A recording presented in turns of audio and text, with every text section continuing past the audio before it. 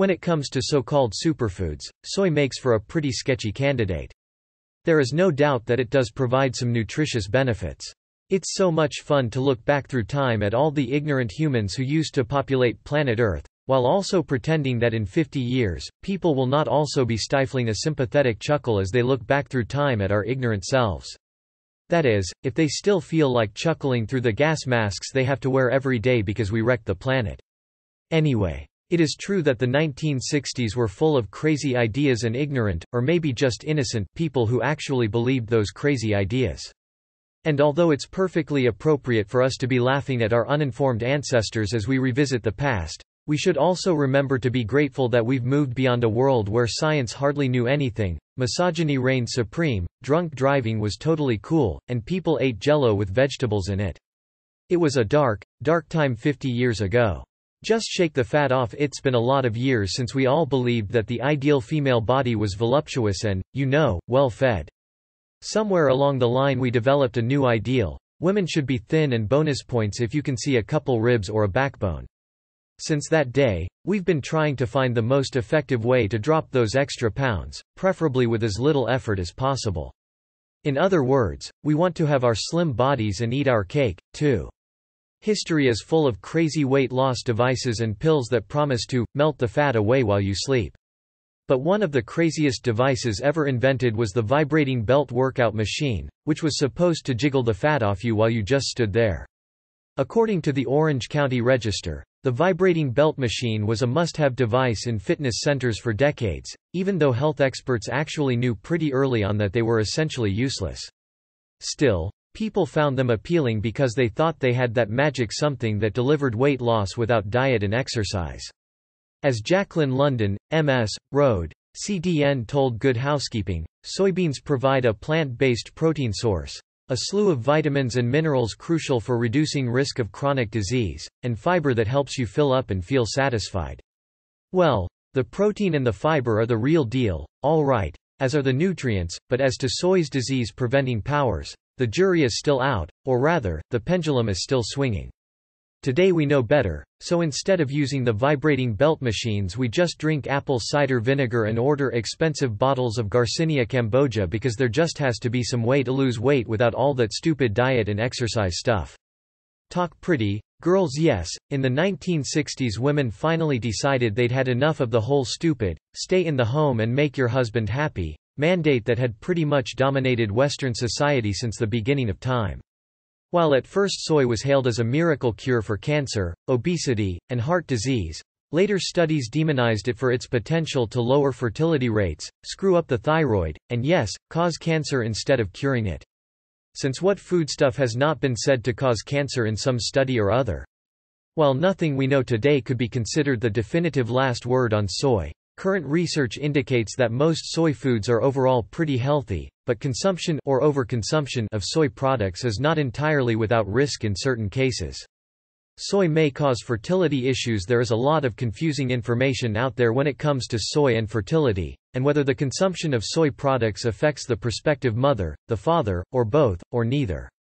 Healthline makes reference to several studies claiming soy can be beneficial for women trying to conceive, particularly if they are making use of assisted reproductive technology such as IVF treatments. On the other hand, there have been other studies linking soy products to lower levels of reproductive hormones, poorly functioning ovaries, and reduced rates of pregnancy or live birth in humans, as well as other studies showing that consuming high levels of soy phytoestrogens didn't do much for rodent reproductive rates, either. Although this does imply that tofu might be put to good use in mouse traps. As to whether soy affects a man's ability to father children, again, there is no hard and fast answer. But that didn't magically make all the misogyny go away or anything.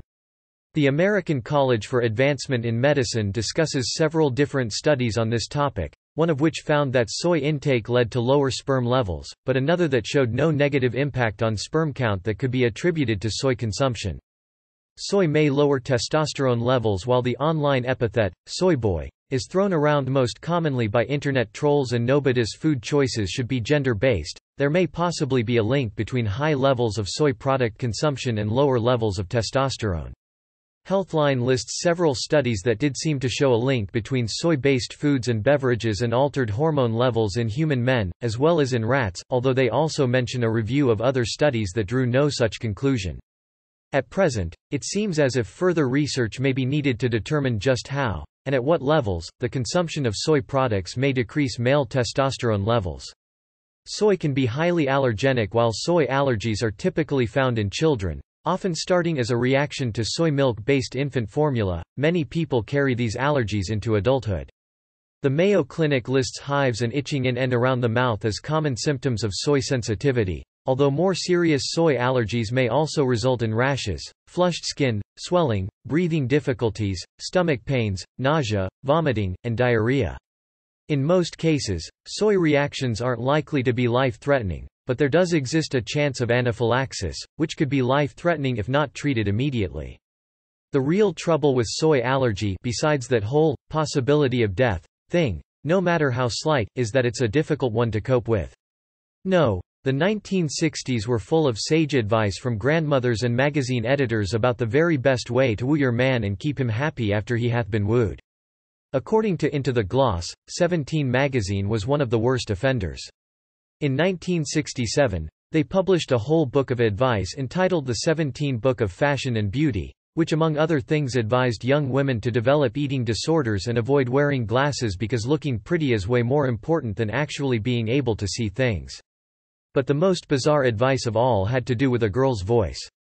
Kind of hard to avoid soy altogether when so many commercially produced food products contain a certain level of the stuff.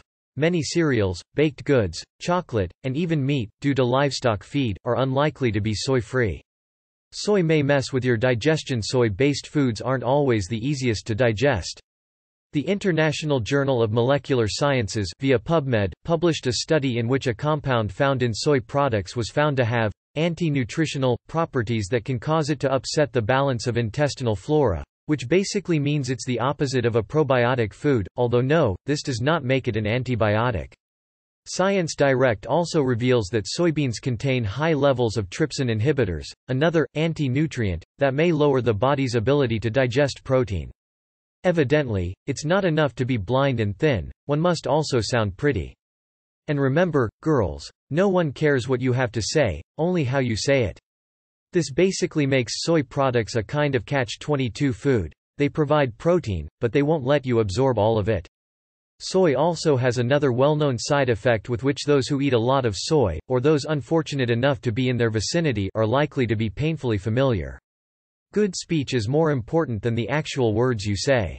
The sound, the smile, the gentleness, warmth, and vitality. The voice that says, "I like people."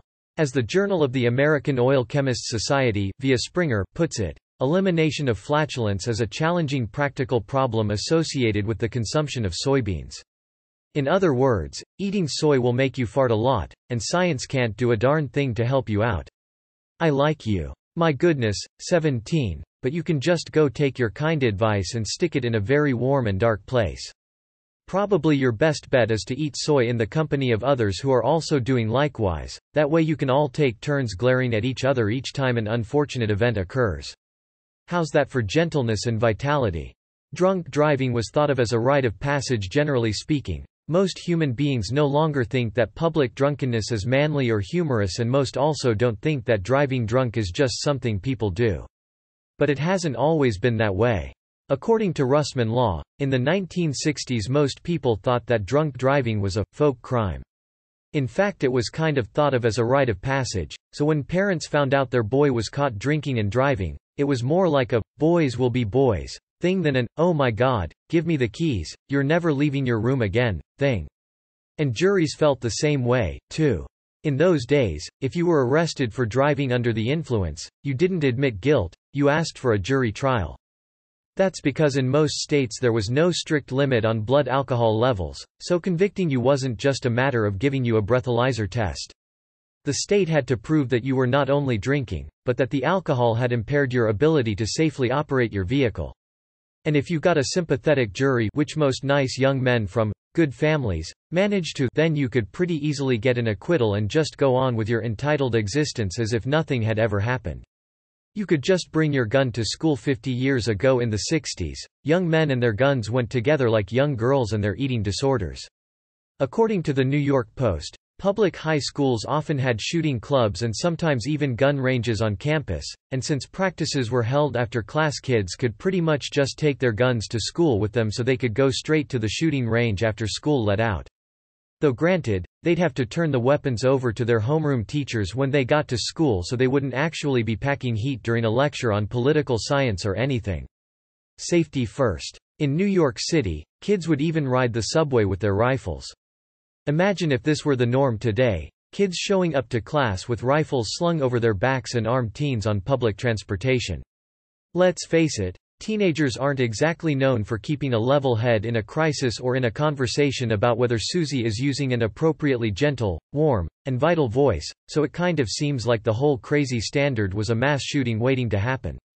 So when did school gun clubs finally start to die out? Well, they kind of didn't. Some schools still have after-school gun clubs, it's just that most modern school administrators recognize the sheer stupidity of allowing armed teens on campus. Airline stewardesses had to be hot because being hot was literally in the job description. If we told you that in the 1960s some male executives hired secretaries based on their looks rather than their qualifications, you would probably not be especially stunned. But there was one type of employer in particular who really took the whole hot employee thing to extreme levels, and that was the airlines. Most modern flight attendants can't stand being called stewardesses, and for good reason. According to Vanity Fair, the word stewardess harkens back to a time where being capable of attending people on long flights mostly just meant looking awesome in a mini skirt. In those days, you could get a job as a stewardess if you were at least 20 years old but no older than 27, if you were thin and well-proportioned, and weighed no more than 140 pounds, if you were at least 5'2" but no taller than 5'9", and if you were unmarried and childless. So basically, that meant that the two primary qualifications for serving bags of peanuts and ginger ale were that you had to be hot and available. Job training included lessons on how to walk sexy, how to stand sexy, how to put on makeup, and how to style your hair, and if you got freckled or tanned or God forbid you got a bruise on your supposed to be unblemished sexy legs, you could be suspended. And you had to retire at 32, because obviously, sugar was harmless. Once humans figured out how to refine sugar, there was pretty much no stopping us.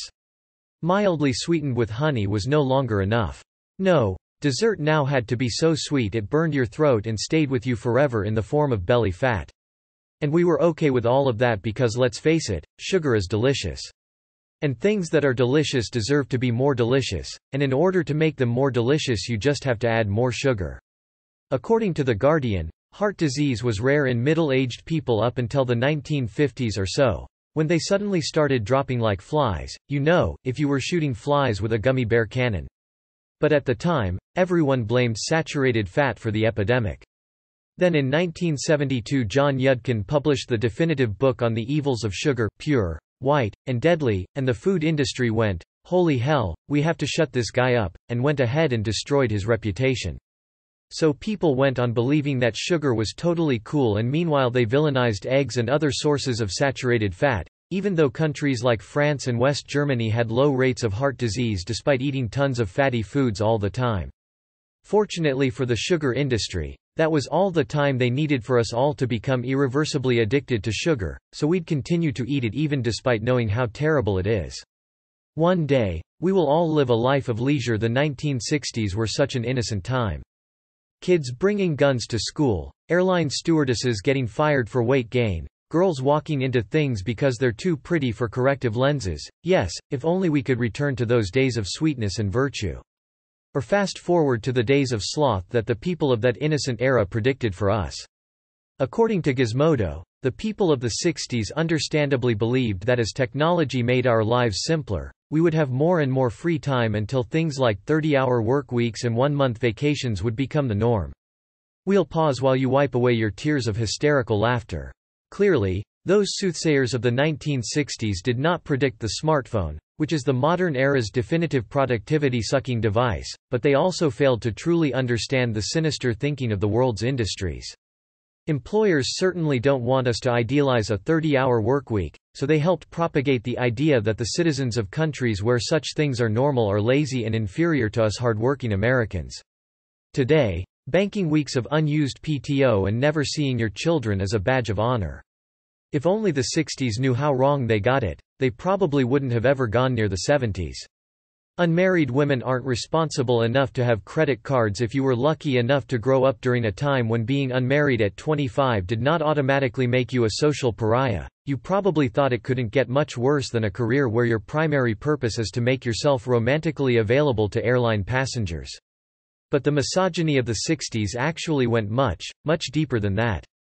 According to Smithsonian, it was once perfectly acceptable for banks to ask credit card applicants questions like, "Are you married?" or, "Do you plan to have kids?" but only if the applicants were female. And if you weren't married, the bank expected you to bring a man with you to co-sign because everyone knows that girls can't do math and must have big, strong men around, so they will always have someone to remind them how to use a decimal point. Banks could also give women reduced credit limits compared to men who earned similar salaries because everyone knows that girls simply can't resist maxing out their credit card on a single pair of high heels, so it's therefore the bank's responsibility to rein them in. It's not their fault, though, it's that pesky X chromosome. That ended with the Equal Credit Opportunity Act of 1974. Except it didn't really end, because even as recently as 2012, researchers have found that women still pay more for credit cards than their male counterparts.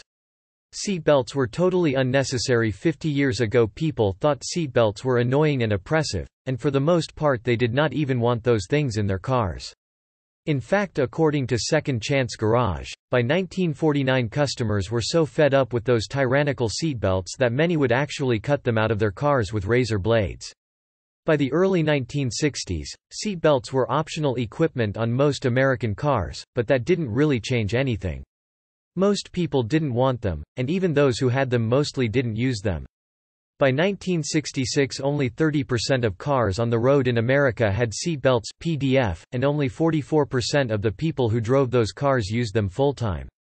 In 1968, the powers that be finally passed a law requiring seatbelts as standard equipment in all cars, but that still didn't change anything. And it wasn't just because people didn't like the idea of a seatbelt, it was also because auto manufacturers deliberately designed the belts to be uncomfortable as sort of a nose-thumb to government regulations.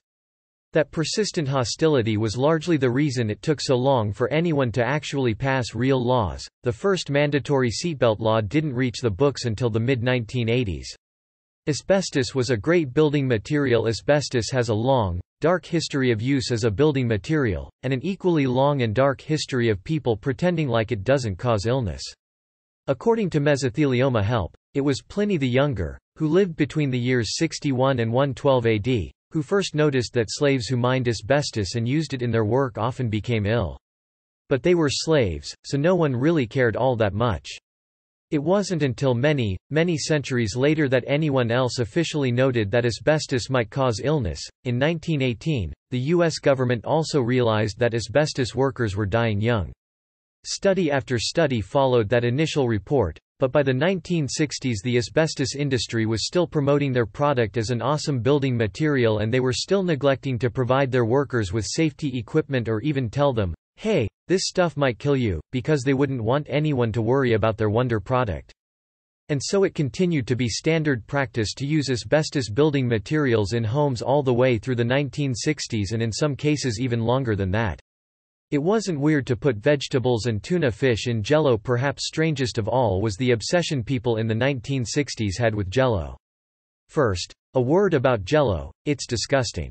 Just take a step back for a moment and think about what JellO actually is. It's the processed, pulverized body parts of pork, cattle, and sometimes even Mr. Ed. To make JellO and other products containing gelatin, the hides and bones of animals are rendered in a factory until they produce a wiggly goo that for some reason people want to eat. And really, people, even if you don't know anything about JellO's origins, nothing that texture should be edible. Still, the obsession with JellO lingers, and you are probably still faced with the horrible choice of eating grandma's JellO salad on holidays or else hurting grandma's feelings. But it could be worse. It could be vegetables and tuna fish in JellO. The real JellO ad above is captioned, "No lie, ring around the tuna," garnished with curly endive and radish roses. Yes. According to Serious Eats, 1960s housewives put just about everything in JellO, mostly because they were torn between convenience and the horrible possibility that someone might call them lazy because they served convenience food. Shaped JellO molds solved this problem because just about any food could become an elegant presentation, including things like savory salads with shrimp or mayo, frosting. One popular cookbook from the early 60s had recipes for molded avocado and tuna, and jellied veal loaf. It's okay if you need to barf. A woman's most important job was to make her husband happy, so you couldn't be trusted with a credit card and you had to talk pretty and walk into furniture, and you could be fired for being freckled, and you could really impress your dinner guests with jellied tuna in a fish-shaped mold. How could things possibly get any worse? Well, they could, and they did, because women in the 1960s were basically subservient to their husbands, and that's the way everyone thought it should be. And think deeply about what that really said about husband and wife relationships in the 1960s. It meant that with few exceptions, men didn't truly respect the women they were married to, which kind of cheapens the whole love part of the arrangement. According to Little Things, there were plenty of manuals for womanly behavior that a wife could refer to if she wanted to make sure her husband knew exactly whose needs came first. His, obviously. Housekeeping Monthly's article, The Good Wife's Guide, instructed women to have a delicious meal ready, on time for his return. Also, you should touch up your makeup, put a ribbon in your hair, and be fresh looking. And don't forget, catering for his comfort will provide you with immense personal satisfaction. And for God's sake, don't assume he gives a crap about anything you have to say, because his topics of conversation are more important than yours. The 60s were a golden age, truly.